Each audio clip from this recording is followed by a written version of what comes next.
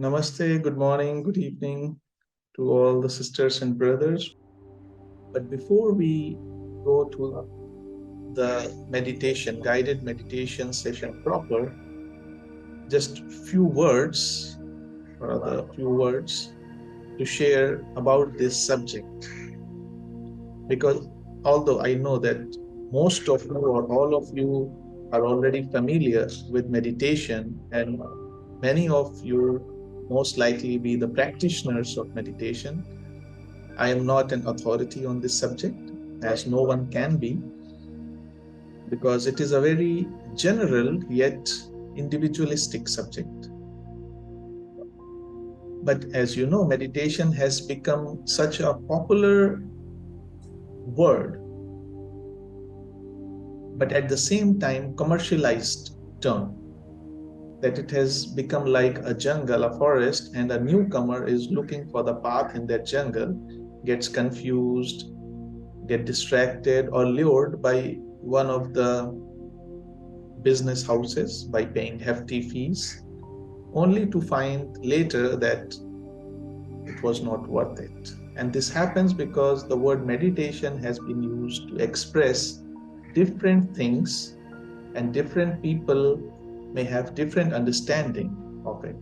Many of the times we might see the use of thought power is taken as meditation, like sending good thoughts to people, sending loving kindness, send thoughts of joy or compassion. And to convey the idea, such a term is used, using our thought power, the use of mind, and therefore too much confusion arises. And if we search Google regarding types of meditation, we'll come across different types of meditation, like Zen, mantra meditation, transcendental meditation, yoga meditation, vipassana meditation, chakra meditation, mindfulness meditation, spiritual meditation. I was just searching all these through. So, focused meditation, dancing meditation, walking meditation, loving kindness meditation, and the list goes on and on. And the reason for this, and the person gets confused. I mean, what is all this? I think the reason maybe for this confusion is the kind of approach that we take towards meditation, because almost all the time, the first question that one asks is in this respect is how to meditate. Please teach me how to meditate, tell me how to meditate, or read books how to meditate, which in a way implies that we already know what uh, meditation can do for us, and by doing meditation, what all things we will gain. And now we just want a technique, a method. And now we are just looking for a person, a book to teach us some method which will give us peace of mind, remove all our obstacles in life, and etc. etc. And methods, we all know, can be infinite, because there are so many number of people, everybody can develop their own method, and hence there are so many types and forms of meditation which we see. But the more fundamental question, if we ask, the more fundamental question, if we ask that why meditate? Is it to get peace of mind, or stress management, to escape from our daily struggles of life, to acquire some psychic powers, to do some physical, mental healing, to develop some spiritual authority over others, to activate chakras or kundalini in some way? I'll just make Smita co-host so she can monitor the mics. So, or without even knowing what all of this means. And there have been schools, there are schools which can raise the kundalini in so many thousands of rupees in 1 day, 2 day course, or 3 day course, or something like that. Or We want to do meditation because it's just fashion these days to meditate, because it has been introduced in the companies, in the multinational companies, offices, everywhere. So let's just do it. Or there is a sincere thirst in us to know ourselves, to know the root of all these things that are happening, not just the superficial silencing of the mind, not just superficially removing the trimming the branches, but to know the root of all the things, to know one's true nature without any conditionings. And then depending on why we want to meditate will depend what direction we are going to take. And it's not that any direction is right or wrong, because as we in Theosophy understand that everyone is different. And that's why in Theosophical society, in literatures, we don't find any method of meditation.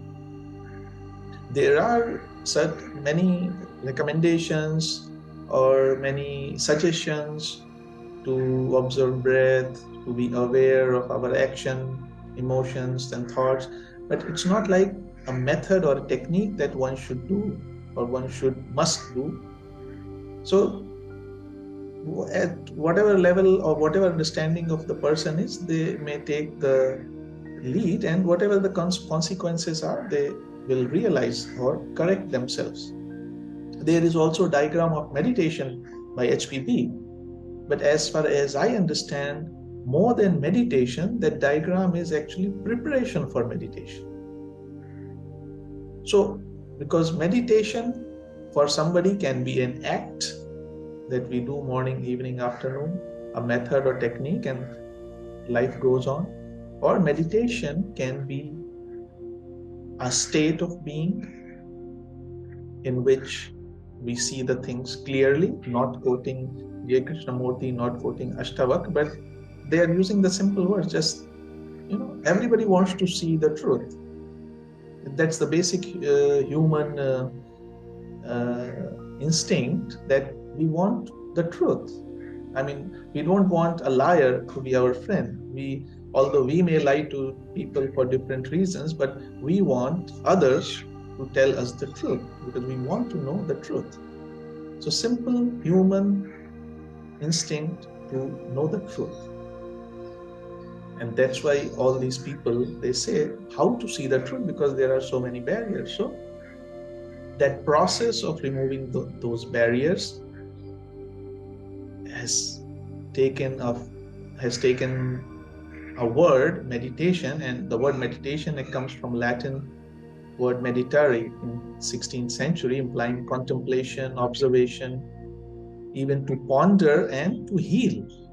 In Sanskrit, dhyana that comes from the root dhya, means to contemplate.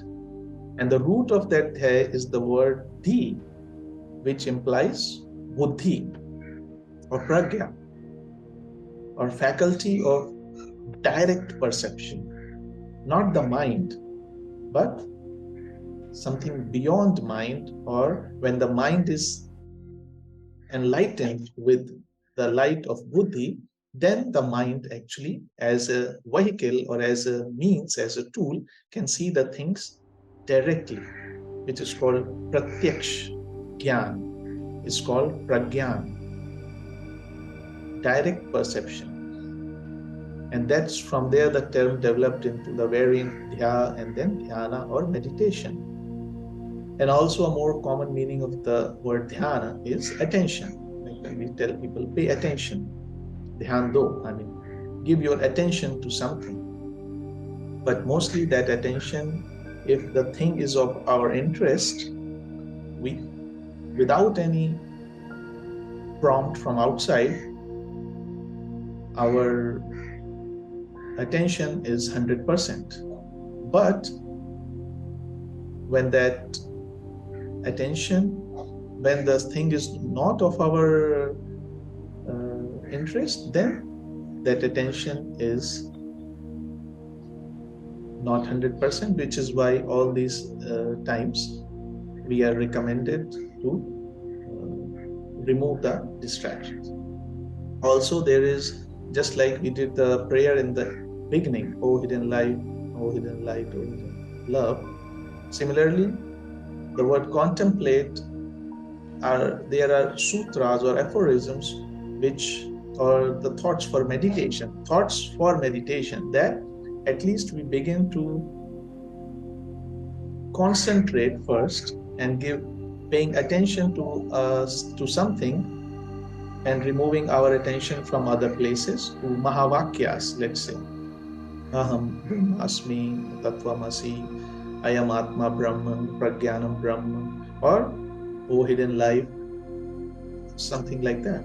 So when we begin to put our mind to this, contemplate on this, we get a quality of mind that is ready for meditation, because then by layer are removed, and then the mind is able to see clearly.